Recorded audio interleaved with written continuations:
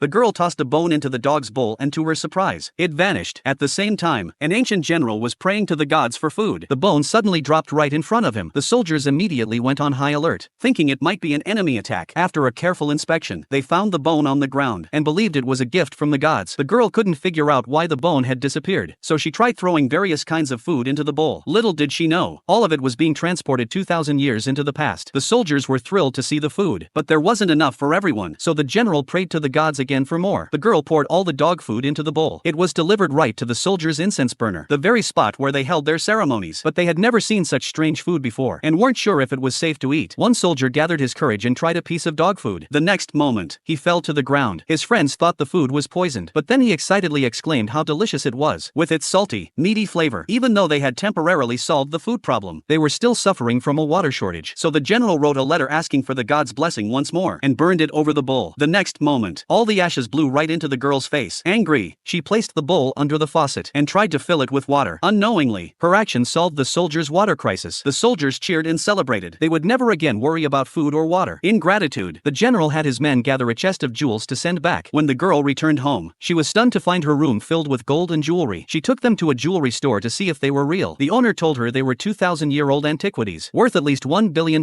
Wanting to make more money, she brought a bag of jewels to an auction. A jealous woman mocked her, claiming she'd brought a pile of junk and that her own item was the real antique. After appraisal, the jealous woman's artifact was valued at $3 million, making her even more arrogant. But the girl ignored her. At the auction, she casually took out an inkstone. Everyone thought it was a worthless stone, until a wealthy man suddenly offered $1 billion for it. He examined it closely and declared it the finest inkstone in existence. No one could believe their eyes.